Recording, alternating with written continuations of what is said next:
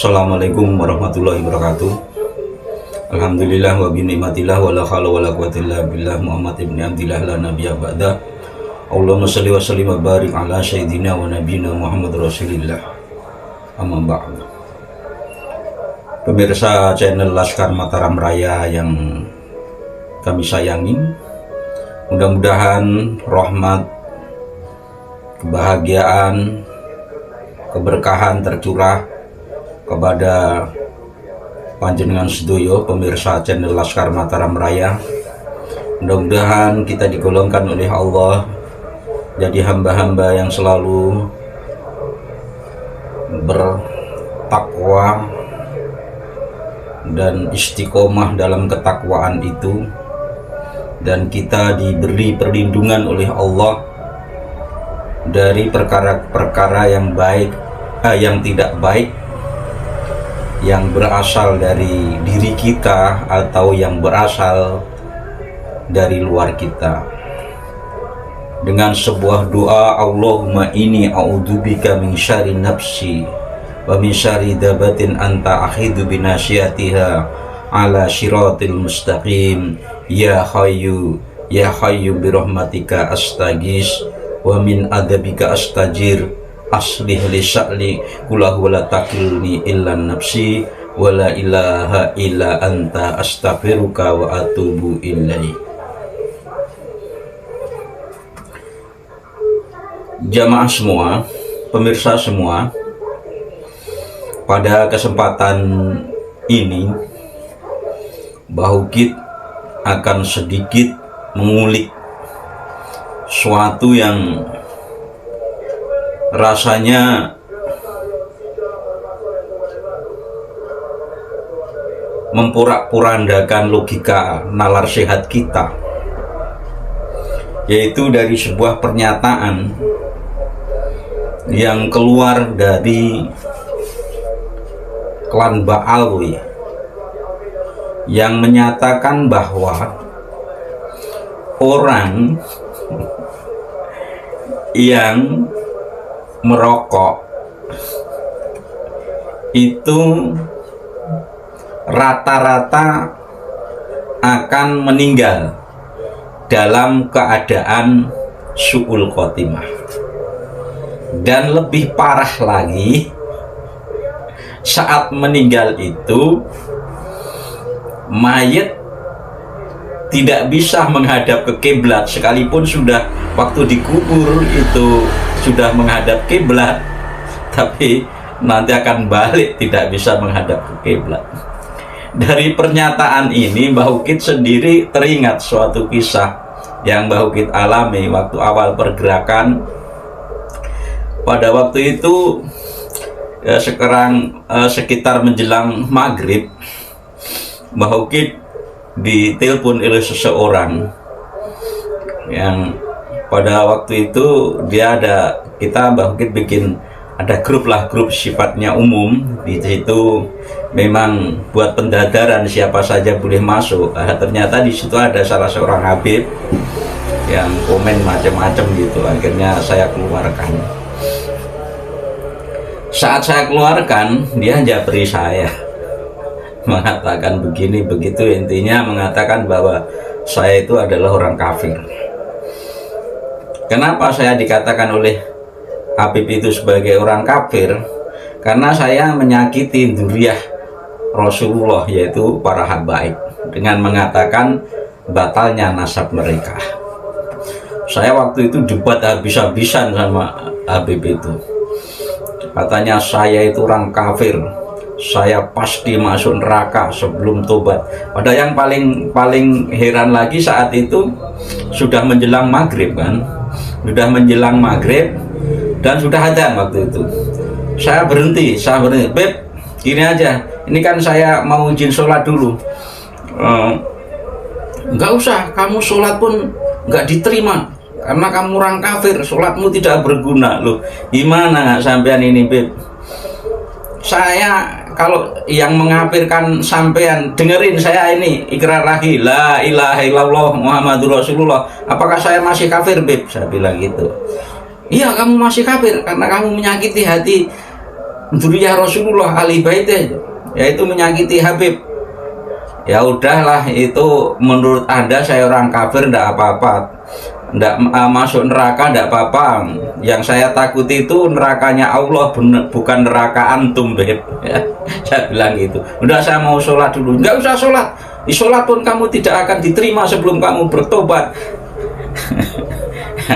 Akhirnya saya jengkel. Ya udahlah, gini aja, nanti kita ketemuan di mana, kita ketemu, maunya apa, tentukan waktunya dan tempatnya.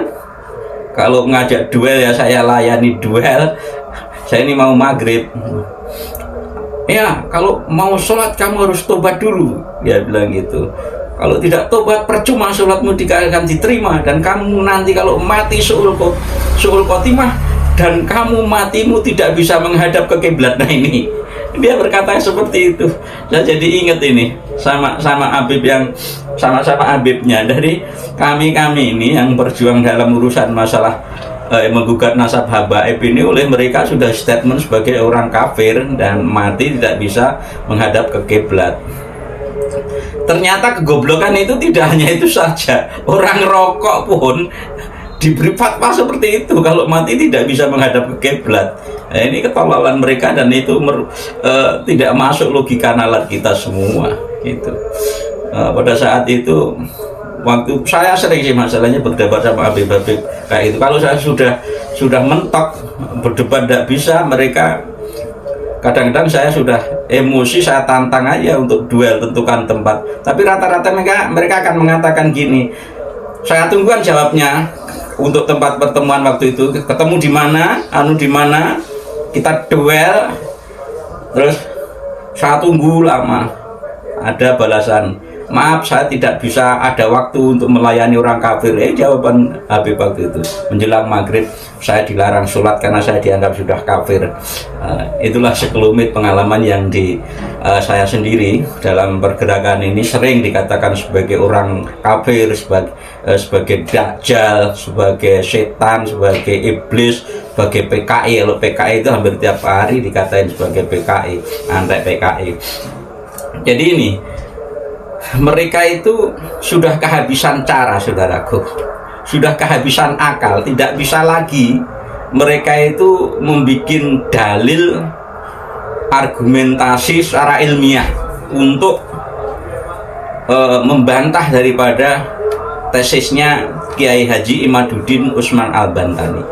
Akhirnya yang keluar yaitu tinggal narasi, galagasi, dan pada tingkat frustasinya adalah persekusi. Itu yang bisa mereka lakukan, karena udah berkali-kali mereka mencoba untuk mengcounter, membuat tesis yang dikatakan bom nuklir dan lain sebagainya, tapi hanya seperti petasan aja, enggak seperti ledakan kentut aja. Akhirnya ya mereka seperti itu. Masa ya, coba kalau dibayangkan fatwa ini Habib yang gedabrus ini, katanya orang yang ngerokok itu rata-rata semua matinya su'ul khotimah. Nah, dan matinya saat dikubur tidak bisa menghadap ke kiblat. Berarti logikanya ya, Kiai-Kiai NU, Gus-Gus NU, orang NU itu semua rata-rata itu ahli hisab. Walaupun orang NU ahli hisab gini, maksudnya ahli rokok. Berarti kebanyakan daripada Kiai NU itu adalah matinya su'ul khotimah. Udah, sampean pemirsa nilai sendiri apa benar perkataan Habib Gedabrus itu. Yang ini lagi bertentangan dengan fakta yang terjadi. Sekarang coba kita balik ini, apa yang terjadi dengan Habib-Habib atau kiai-kiai yang membela Ba'alwi, terus dia mencela-cela Kiai Imad, memfatwakan santrinya jangan sampai mengikuti Kiai Imad. Kalau itu difatwa ya seperti itu tadi fatwanya Gedabrus, tidak mendapat keberkahan, bahkan sampai ke tingkat kafir. Itu akhirnya kita lihat berapa kiai yang sudah meninggal di panggung habis menghardik perjuangan kami, terus langsung tek gitu.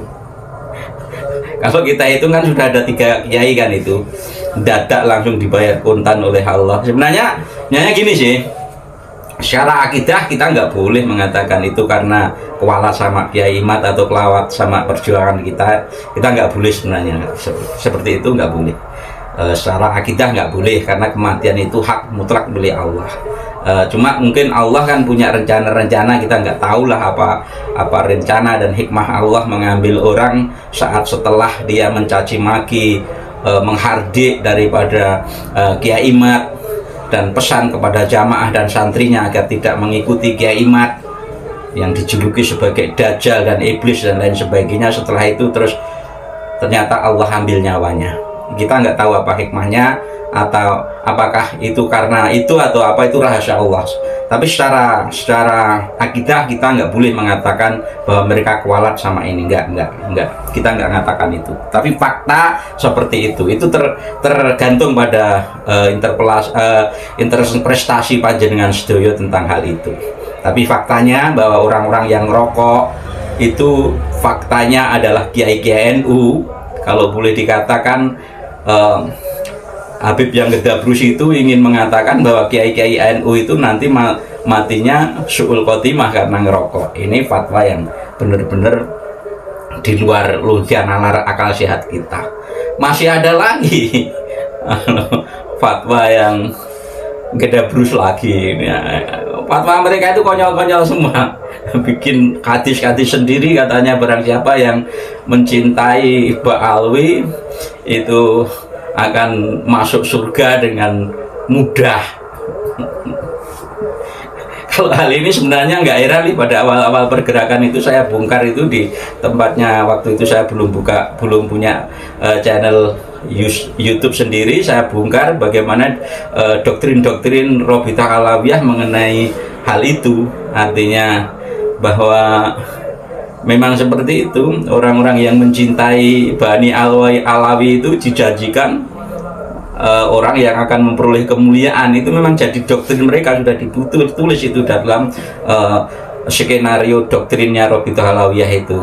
Makanya jangan heran para muhibin itu paten, karena barang siapa yang mencintai Bani Alawi itu dijanjikan masuk surga dengan mudah dan memperoleh keberuntungan di dunianya. Karena apa? Ada lagi yang mengatakan hal-hal yang sudahlah, fatwa-fatwa halu banyak lah. Kalau kita ceritakan mungkin jari ini nggak akan cukup, untuk sama kaki nggak akan kita cukup. Intinya mari kawan-kawan semua yang masih mubin mungkin, atau teman-teman NU yang tidak, atau semua saja warga Nusantara, pemirsa channel Laskar Mataram Raya yang tidak sempat mengikuti masalah pergerakan diskursus nafsab ini, dan mungkin warga NU pada khususnya yang banyak juga yang tidak mengikuti. Mari kita sadar, kita buka wawasan pemikiran kita, bahwa ternyata kita selama ini banyak didoktrin oleh para habib yang mengatasnamakan sebagai duriah, karena kita tidak tahu, kita anggap itu benar, dan kita menganggap pula setiap apa yang dikatakan dari mereka para habib itu kita anggap benar. Maka mari kita sadar, kita kembali kepada ajaran yang benar, bukan ajaran yang berdasarkan halu dan mimpi dan narasi-narasi yang tidak masuk akal itu. Sehingga kadang-kadang saya sendiri tidak menyalahkan apabila ada teman-teman dari organisasi keagamaan lain yang mengatakan bahwa Nahdlatul Ulama itu sumber TBC, dan sebagian sumber TBC terbesar itu diajarkan oleh kalangan para Habib Ba'alwi ini. Maka dari itu, saudara semua, mari kita kembali kepada ajaran agama yang sesungguhnya. Ini diskursus nafsab ini membuat cakrawala pemikiran baru untuk kembali kepada ajaran agama, bahwa agama itu bidalil, bahwa agama itu tegak karena ilmu, bukan karena halu. Itu saja yang bisa saya sampaikan, dan lihat apa yang dipatwakan Habib ini, yang mengatakan Habib Jidan kalau nggak keliru, fatwa tentang orang yang merokok bakal mati su'ul khotimah ini, coba Anda lihat sendiri berapa banyak nanti seluruh Indonesia ini matinya semua su'ul khotimah gara-gara ngebul ngerokok ini ya. Pikir Anda sendiri, apakah kira-kira fatwa Habib ini fatwa yang benar atau fatwa yang ngoyo-woro, atau bahasa sekarang sering digunakan sebagai fatwa ngedabrus. Mari kita saksikan bagaimana yang fatwa Habib ngedabrus ini. Orang yang menghisap rokok dan meninggal dunia belum bertaubat daripada dosa menghisap rokok tersebut, itu biasanya ketika dia mati di dalam kubur, itu jenazahnya berpaling dari kiblat. Dan di antara kemaksiatan, di antara perbuatan tercela yang menjadi musibah umum, baik itu di Indonesia ataupun di negeri-negeri lainnya, adalah daripada kemaksiatan merokok.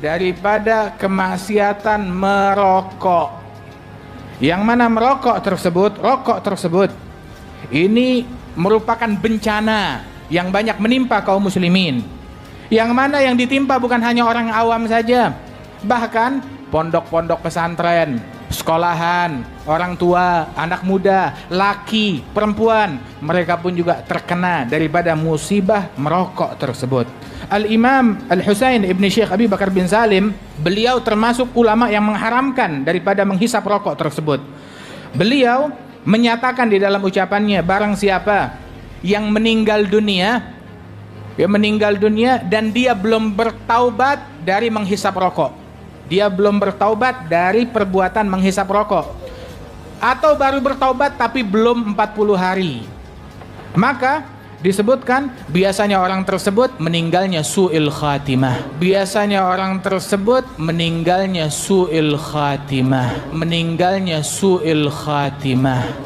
Waliyadzubillahi min dzalik. Sampai begitu katanya beliau. Bahkan juga Al-Habib Abdullah bin Umar bin Yahya, beliau menyatakan orang yang menghisap rokok dan meninggal dunia belum bertaubat daripada dosa menghisap rokok tersebut, itu biasanya ketika dia mati di dalam kubur, itu jenazahnya berpaling dari kiblat, tidak lagi menghadap kiblat. Biasanya begitu ketika dimakamkan.